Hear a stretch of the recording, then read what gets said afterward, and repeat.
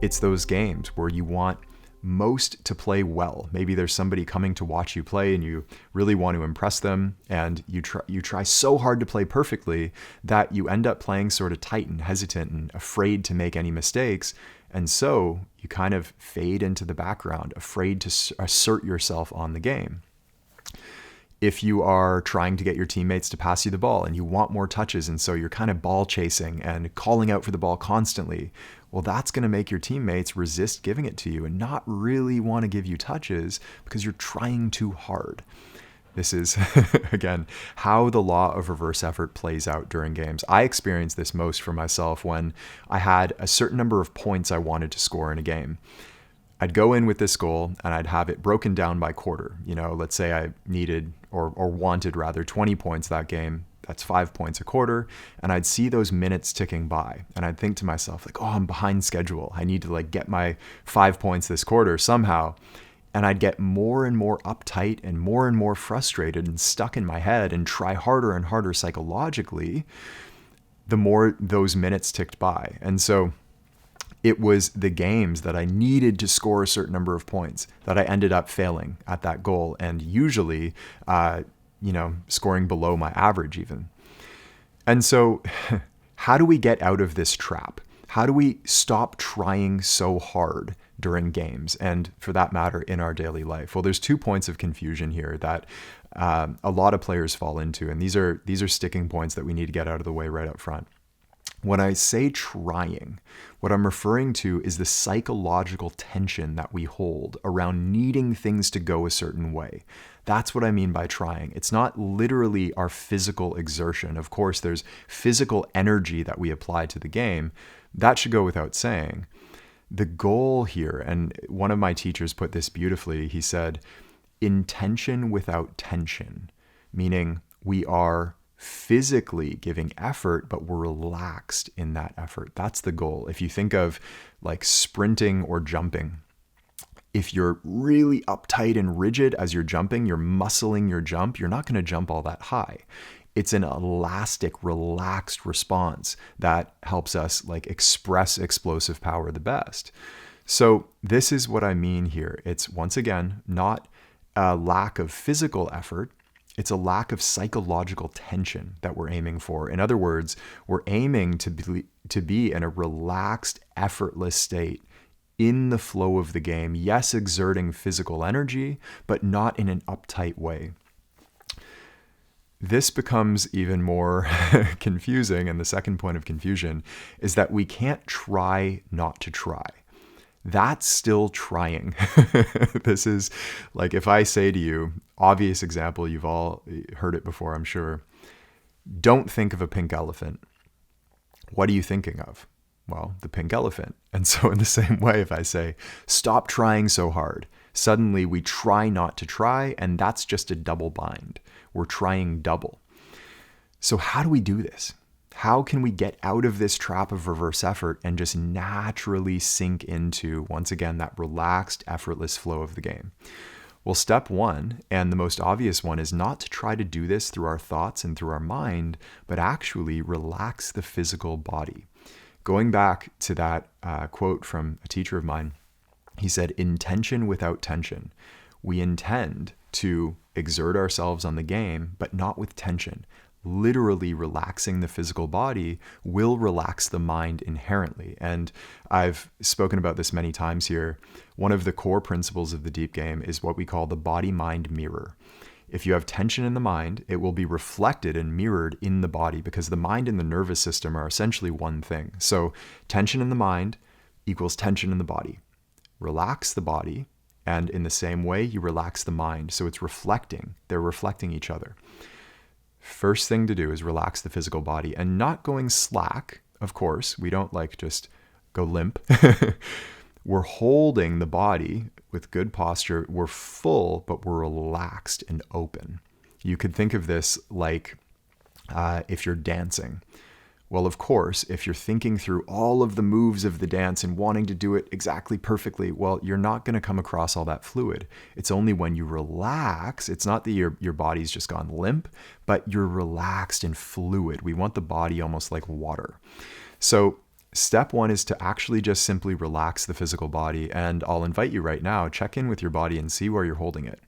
Are you relaxed? Maybe there's some unconscious tension that you didn't even notice was there. See if you can just relax that. As you relax the body, how does your mind begin to feel? Well, I'm willing to bet that a little bit of tension was just released from your mind simply by relaxing the body. So that's the first thing to do. Hold the body in a relaxed way. To drive this point home, I just want to remind you of that earlier point that we made about running and jumping. In the same way that we don't muscle our jumps, it's just an elastic fluid movement. That's the way that we want to hold our body. Okay, I hope I've made that clear. Second step, I call this reversing your effort. So in law of reverse effort style, the harder we try to play well, the more difficult the game becomes. Well, the way that we reverse that effort is actually to take a little bit of the effort off. And one memory that comes to mind here, the most kind of shocking experience that I had of this early on in my career was in my freshman year. I was playing for the JV team. It's, I believe, our first, maybe second tournament that I'd ever played in my high school career. Up until this point, I've been largely obsessed with scoring. I thought scoring was like the measure of a player, and I always had a goal for how many points I wanted to score. And so I was typically a shooting guard throughout my career. We go into the championship game of this very first high school tournament, and my coach approaches me and he says, "I need you to be point guard this game." I'm like, what's going to happen to my scoring? You want me to distribute the ball and be a playmaker? Like, what? That's not me. I'm a scorer. He's like, "No, I need you to," well, I didn't say this to him, of course. I basically was like, "Yeah, of course I'll do it." So he's like, this is just what's going through my mind. So he says, "I'm going to start you at point guard this game." What do you think happened? Well, somehow, and again, this was so shocking for me in the moment and so interesting, I ended the game with 11 assists, which was by far a career high. I think at this point in my career, I was not a playmaker. And yet, simply by like getting into the flow of distributing the basketball, and I'd attack the lane and the defense would collapse and I'd dump it to the big man, and I end up with 11 assists. Well, that was pretty cool. But even cooler than that is that I ended that game with 19 points. That was surprising, okay, because I wasn't trying nearly as hard to score. I set my mind to playmaking and distributing the ball, and in the process, by releasing the need to score a certain number of points, I found myself naturally in positions to score because I wasn't chasing points and chasing the ball. I just ended up within the flow of the game in positions to accumulate points. And so I end up with 19 points. That was like double my scoring average at that point, I believe. 19 and 11, maybe the best game I'd played up until that point in my career, through not needing to score a certain number of points. This is classic law of reverse effort. And so in the same way, if you actually set your mind not to like chasing after a certain goal, but take a little bit of effort off of that goal and say, hey, like whatever points I score is fine. Let me just go out and see what the game brings. Reversing your effort in a more like specific example, I think to that game, I'm not sure if you saw this or not, but there was a particular game where Russell Westbrook is playing for the Lakers. He's playing way too fast, trying a little bit too hard, making a lot of mistakes. And Shaq is on the sidelines, and Shaq just simply says to Russ, he says, slow down, stop trying to play so fast, and you'll actually find yourself more in the rhythm of the game.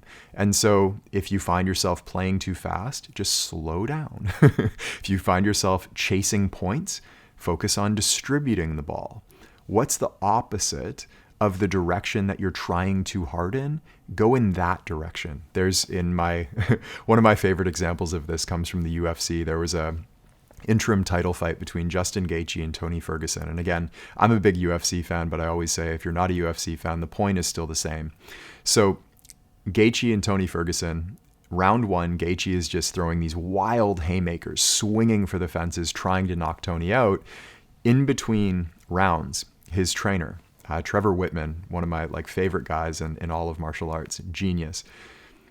Trevor Whitman says something to Justin Gaethje I'll never forget. He goes, "Justin, Take 10% off your punches. Slow down, relax. Take 10% off. So rather than actually trying to knock this guy out, he wants him to actually swing lighter. That's interesting, right? Well, Justin Gaethje goes out and just starts piecing Tony Ferguson up, wins this fight in dominant fashion because he stopped trying so hard. He was like, okay, let me just land. Not trying to swing for the fences, knock him out, but let me just like touch him up. And in the process, he found himself in this striking rhythm that won him the fight. So take 10% off. Allow some mistakes, allow errors. I find this in these talks when I'm speaking. Some days I sort of get into this mode of needing the talk to go in a certain way, and I want it to go so perfectly, and I want to say everything exactly right and like help the message land for you. But I'm trying too hard. And so I end up in front of the camera here and doing take after take, and like nothing is quite sounding right because naturally there's going to be little mistakes and missteps in the way that I say certain things, and I might not get everything right. And in fact, I don't think I've ever given a perfect talk, right? And so it's when I actually allow errors to occur and accept the mistakes that the talk comes across the most natural, and I sink into the most effortless sort of rhythm with my speaking. So in the same way, when you're out there on the court, accepting errors and inviting mistakes to be made, not on purpose, of course. We're not like turning the ball over, we're not handing the ball to the other team. Nothing like that. Just accept that mistakes will be made. Take 10% off of your effort. If you're chasing points, focus on distributing the basketball. In this way, we can reverse our effort. So that's step 2. Step 1, relax the physical body. Step 2, reverse your effort. Step 3 is simply to let it happen. And there's this beautiful quote from a musician named Charlie Parker. He said, "First you learn your instrument, then you learn the music, then you forget it all and you just play." In other words, it takes time to sink into that state of effortlessness. And if we're chasing the state of effortlessness, that is still effort. That's still trying. We can't try not to try. And so it requires you to actually just give it some time to happen. Just like we're tossing and turning in bed, trying so hard to fall asleep that we keep ourselves awake. Well, when we let go of that, maybe we turn over and we just read a book, or we just like kind of let our mind wander and stop trying so hard to sleep. Well, there's going to be some time that it takes to actually relax into drifting off. Same goes for the game of basketball. When you relax your body, you reverse your effort, give it some time. So in other words, just play. You learn the instrument, you learn the music, you know the skills, you know the game, just start playing. Forget about micromanaging your thoughts and your emotions and every single thing that happens on the court and trying it to arrange it all perfectly and play the perfect. Just let it happen. And maybe you even find for the first few minutes you're still trying too hard. That's okay. Just let it happen. Let it happen on its own.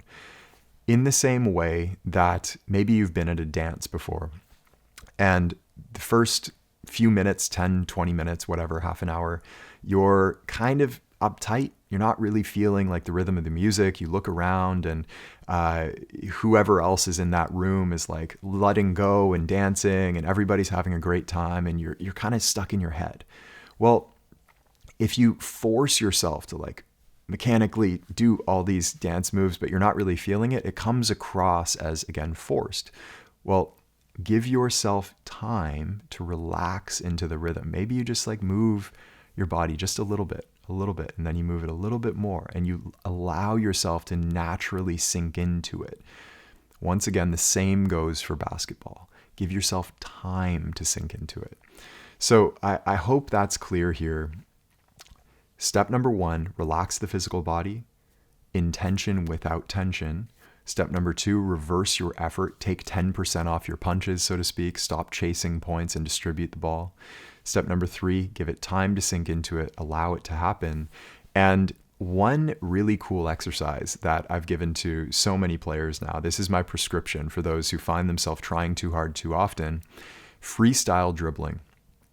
Put on some music, get a basketball, an open space, and just start dribbling to the rhythm of the music and enjoy this process. Okay. This is really fun to do. This is what we did when we were like first learning the game. We were just totally relaxed and allowing ourselves to dribble the ball off our foot, whatever, try out new moves, experiment.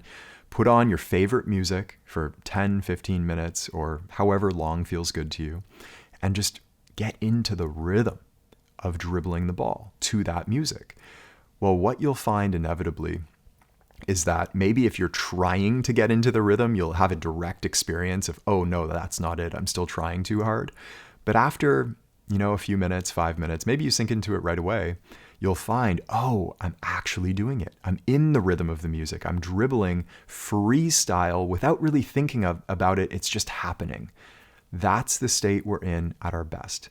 This exercise will give you a sort of gateway into that experience. And once you find yourself in that mode of consciousness, so to speak, you're just relaxed, effortlessly dribbling the ball, not really thinking about the moves that you're making. They're just happening. Well, remember that and then reference it when you're in the game. That's the state that you want to be in.